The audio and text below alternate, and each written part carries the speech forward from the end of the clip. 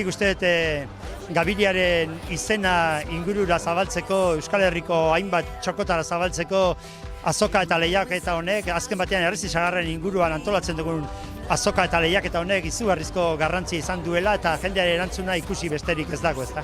Bereziki azokan Errezi Sagarra da nagusi, baina horretaz gain, garaiko, sasoiko produktua saltzen dira, gazta, ogie, berdura pixka bat ere badago, intxaurrak, urrak, denetik pixka bat, ez? Garaikoa, eta bertakoa. Errezi Sagarra bultzatziaz gain, helburu didaktiko pedagogikoa hasiera-hasieratik bultzatu nahi izan dugu, eta horregatik, gaur goizean, Josu Osa hementsi izan dugu, alde batetik txerta motak edo azaltzen aritu da, eta bestetik inausten podatzen aritu da, izugarrizko arrakasta izan du, 60 lagun behintzat aritu dira, ordu erditxo batean aritu da, hementxe inguruan genituen arbola pare bat inausten edo podatzen. Horretaz gain urtero izaten dugu Lontxo Ormazabal, bertako sukaldaria da, korta jatetxekoa, sagar konpota nola egiten duen azaltzen digu, eta iaz hasita Jakoba Errekondo ere hementxe izaten dugu, pixka bat baratza gintzarekin eta zerrikusia duena azaltzen eta argitzen. Hemen gaigea bi kazuela dauzku, eta bat konpota egiten gaigea, beti-betiko konpota esango dukena, ardokin eta azukarrakin egiten danga, eta gero dauku beste konpota bat egin da, ardoa bota beharren mantekila botatzen dugu.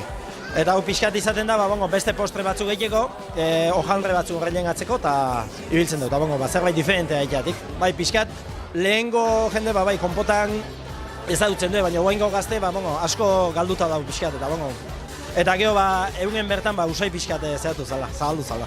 Beharrekoa, erreziltzarrai importantzia hundi ematen zaio, behin ez baduke, Gabiondiko herrin erreziltzarra asko izan da beti, eta holako gauza jendek ezagutzeko oso ondo, hau segi beharreko gauza bat. Guk lehiaketa ez dugu bultzatu nahi, baina garbi ikusten da, jendea erakartzeko lehiaketak edo sariketa baduela bere xarma, eta horregatik eusten diogu honi.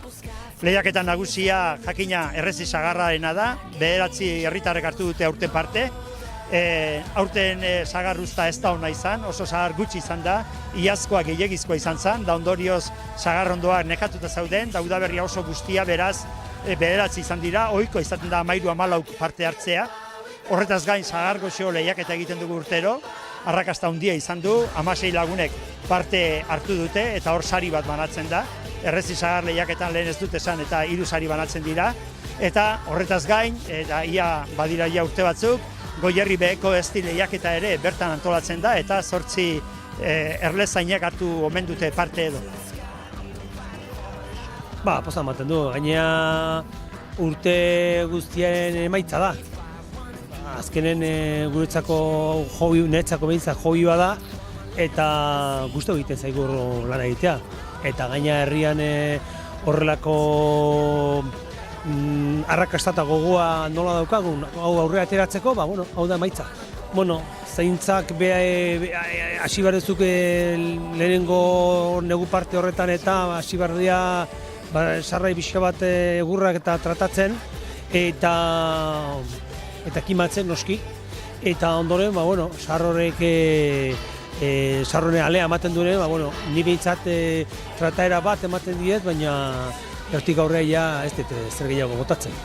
Eta hori da pixka bat emaitza, pixka bat lurra ere ongarriak eta pixka bat kontutan hartu behar dira, eta hortik aurrea urteak izaten dira hobeak, ez batzutan okerragoak, lehorra baldin bada urtea, sarra txikiuak izaten dira, ez badin badokazu erregali hori noski.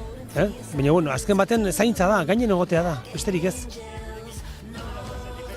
Ez nuen espero, ez dezun gauza bat etortzen zaizunen, post bat baten dizu, ilusio egiten dizu, ilusio handi bat. Sagarrak, sagarrak erdia inguru azukrea, eta, ondo gozi, landu ondo, denbora asko neuki, eta, inungo olako zaigabe, problemai gabe, ez dute sekretoik ez dute zer bilatzen.